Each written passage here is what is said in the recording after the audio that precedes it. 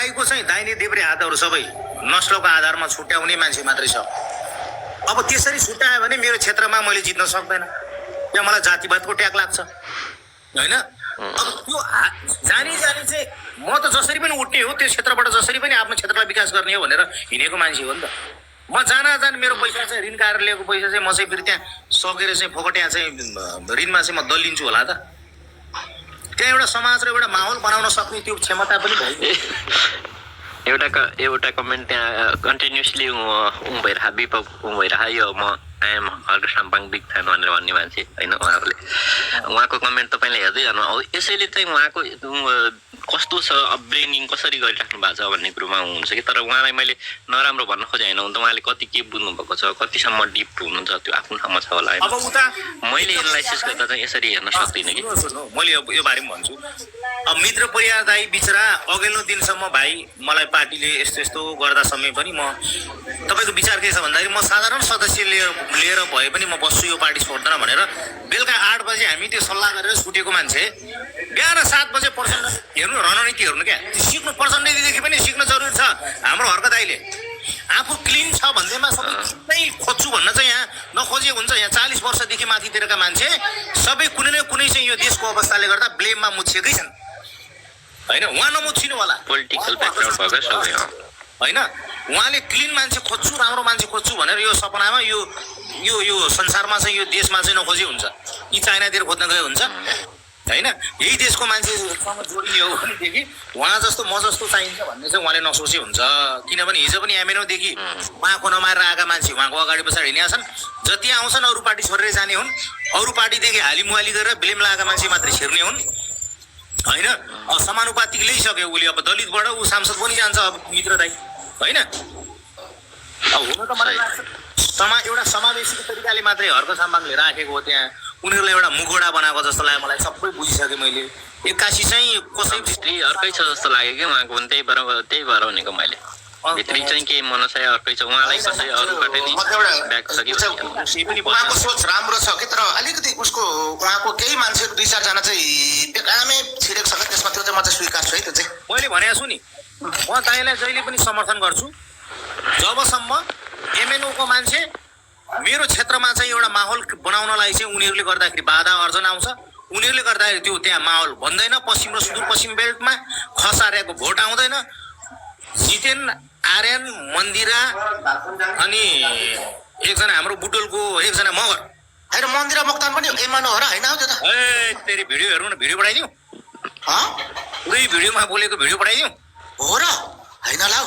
ए तेरि video पठाइदिउँ म तपाईँलाई, मसँग भिडियो सेभ गरेर राखेको छु सबले खसारे सबले सेभ। त्यही भएर भनेको के सर, हामीले हेरेका छौँ कि उहाँहरूको पछाडि बसेर भए पनि हामीले उहाँको सबै ब्याकग्राउन्ड हेरिरहेको छौँ कि हामी पनि। 4 जना पात्रले यो पार्टी घातक छ, घातकमा लग्छ यिनीहरूले। यिनी पात्रहरू डेन्जर हुन्। त्यही भएर यिनी पात्र हुँदासम्म मेरो पश्चिम बेल्ट बन्दैन, मेरो क्षेत्र मैले जित्दैन। जबसम्म यो 4 जना पात्रलाई हटाउने भने मैले 1000 युवा लिएर आउँछु त्यो पार्टीमा छिर्नलाई मैले भनेको छु। अनि नि अब समय पहिला मान्छेले गर्छन् भन्ने विश्वास गर्छ। सिधा कुरा गरी आज सञ्चालमा 35 जना हुनुहुन्छ सुनिराख्नु भएको छ। एउटा कुरा पनि भन्छु, यो बब्रिम शर्मा भनेको हिजो अब पास्टरबाट उठाउने के गर्ने भन्ने कुरा थियो नि, यो त झन् फेरि जातीयताको गर्ने एमएनओ जस्तै हो त फेरि नि। गायक त हो होइन, कुन पार्टीमा छ बब्रिम शर्मा हो, लाई उठाउने के गर्ने पास्टरमा भनेर हिजो भएको थिएन। यो फेरि किराँतको वकालत गरेर पुरै उ गर्नेमा पर्छ फेरि। त्यो त साथी त मेरो लुगा हो, तर कुन पार्टीदेखि हो होइन हो माटोबाट। अनि पास्टरमा बबी शर्मालाई के छ, उहाँले उठाउनु के गरौँ भनेर हिजो लेखेको थिएन त नि। त्यसमा पनि फेरि तपाईँ यति कुरा बुझ्नुहोस्, त्यहाँ पास्टरहरू हर्क दाइको पार्टीमा अधिकांश तपाईँको 85% चाहिँ सबै क्रिस्चियन छ। समस्या बबी शर्मा भने तपाईँलाई थाहा छ बबी शर्मा गायक हो कि लिम्बू गायक हो क्या? मैले यहाँ त्यो थाहा पाएको थिएन। मैले यहाँ ग्रुप बनाएँ, अब म उहाँहरूको अभियानमा हिँड्दै जाँ। बाहिरी खोल र भित्री खोल फरक छ कि सर? मैले क्लियर छ, बाहिरी खोल र भित्री खोल फरक छ। जयमसी ठोकिरहेको छ है ग्रुप। हाम्रो देशको लागि चाहिँ हर्क साम्पाङ चाहिँ एकदम अपरिहार्य मान्छे हुन्। As a person Harka Sampang जस्तो मान्छे हाम्रो देशको लागि अपरिहार्य हुन्। तर उहाँको विचारधारा र उहाँको भित्री जुन ग्राउन्ड डिजाइन छ नि, त्यसले चाहिँ हाम्रो देशलाई फाइदा पुर्याउँदैन। त्यही भएर मैले भनेको भाइले फेरि बुझेन कि त। मैले के भने एउटा अघि प्रवीण शर्मा भनेको मेरो आफ्नै निकटम साथी पनि हो, तर गायक पनि, तर ऊ जातीयता नाममा किराँतको मोर्चा लिएर हिँड्छ क्या, किराँत राज्यको लागि होइन, किराँत धर्मको लागि हिँड्छ हो। ऊ चाहिँ फेरि अब पाँचतर्फबाट के उठाउने कि के हो भन्ने कुरामा गएको छ क्या फेरि। त्यो पनि मलाई गलत लाग्यो। मैले भने नि त्यहाँ कममा पनि समानुपातिकमा हेर्नु होला, त्यहाँ खसार्या थोरै होला नि, समानुपातिक छैन। त्यो समानुपातिक भित्र पनि समावेशी छैन। र अर्को कुरो मलाई थाहा छ, किनभने उहाँहरूले आफ्नो जातलाई पहिलो प्राथमिकता दिनुहुन्छ भनेर म त्यो पार्टीमा मैले सबै एङ्गलदेखि हेरेँ कि, समानुपातिकदेखि हेरेँ, प्रत्यक्षदेखि हेरेँ, मेरो बेल्टदेखि हेरेँ, मेरो भूगोलदेखि हेरेँ, मेरो जातदेखि हेरेँ, मेरो धर्मदेखि हेरेँ।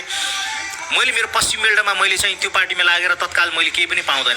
जबसम्म चाहिँ कालान्तरमा के हुन्छ मलाई थाहा छैन, तर अहिले वर्तमानमा चाहिँ त्यो पार्टीदेखि चाहिँ बेनिफिट मलाई केही पनि छैन। मेरो क्षेत्रको मान्छेलाई केही पनि फाइदा मैले देखेन। किनभने म ताली पड्काएर ढुङ्गा बोकेर पछि हिँड्ने होला, त्यो चाहिँ एउटा चाहिँ लिडरले गर्ने काम चाहिँ त्यो चाहिँ अलिकति परेन। म त मेरो क्षेत्रलाई हाँकेर हिँड्छु भनेको मान्छे, मेरो क्षेत्रलाई चाहिँ समृद्ध बनाउने सोच कल्पना बोकेर हिँड्ने मान्छे होइन। सो मलाई चाहिँ त्यो कुराहरू चाहिँ अलिक चित्त बुझेन दाजु। मेरो बेल्टतिर मैले सकेन त्यो गर्न, अनि त्यही भएर बर्तुन मितेरी पार्टी बर्तुन भलै सानो होला, कसैले नाम नसुनेको होला, चुनावमा चाहिँ एउटा चाहिँ बेस बनाउन सकिएला भनेर चाहिँ मलाई चाहिँ मेरै ममा चाहिँ विश्वास छ। मलाई पार्टी भन्दा पनि ममा चाहिँ विश्वास छ। स्वतन्त्रबाट उठ्नु भएको भए नि हुन्थ्यो त नि।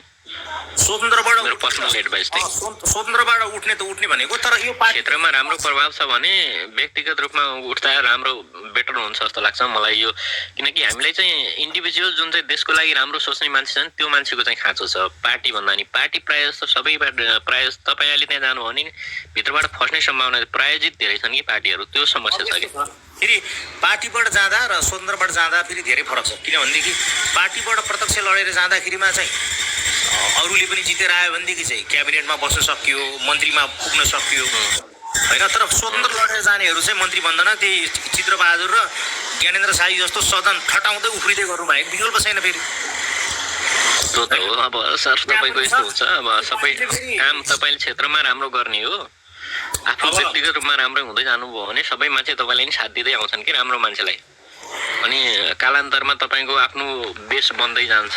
अब कुनैमा लाग्नुभयो भने गगन थापा जस्तै राम्रै गरेर भए पनि पछि गएर बाख्रा चोरको त्याग लाग्छ, त्यस्तै समस्याहरू हुन सक्छन् अनेक कुरामा होइन। पोलिटिक्स हो भन्न सकिँदैन। म त व्यतिथि हुन्छ भने मतलब छोडिहाल्छु। चाहिँ पार्टीमाबाट केही थ्रेड आयो, मैले जसरी चाहिँ जनता र देशको निम्ति चाहिँ खुलेर चाहिँ बोल्न पाएन भनेदेखि त हितमा हुने काम गर्न सकेन भनेदेखि त मैले छोडिहाल्छु। त्यो मेरो बाबुको पेउ आइन, फेरि म त अर्कै मान्छे। अनि त्यसमा चाहिँ फेरि फर्स्टमा चाहिँ हामी युवा चाहिँ यसमा किन गइरहेछौँ भन्दाखेरिमा यो उत्पादन सेक्टरले चाहिँ यो हाम्रो कृषि प्रधान देशमा चाहिँ उत्पादनमुखी बनाउने भनेर चाहिँ जसरी चाहिँ यो उसको एजेन्डा र भिजन छ।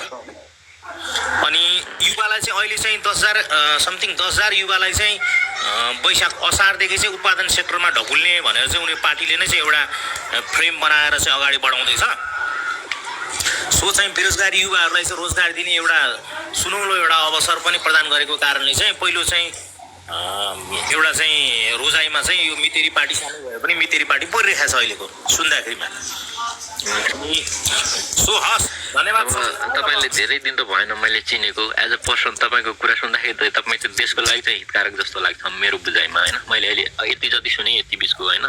तपाईँको व्यक्तिगत रूपमा मैले पार्टी मितेरी पार्टी भनेको त्यसको चाहिँ मलाई थाहा पनि छैन, पहिलोचोटि सुन्दैछु मैले तपाईँकोचोटि। साँच्चै भन्ने हो भने होइन, तपाईँको आफ्नो उसमा चाहिँ क्षेत्रमा राम्रो काम गरिराख्नु भएको र तपाईँ जस्तो मान्छे देशलाई चाहिने हो, त्यो हिसाबले चाहिँ भनेको मैले चाहिँ। अब हुन त मैले त्यत्रो दिनु बाँध्दै पर्ने आवश्यकता पनि छैन।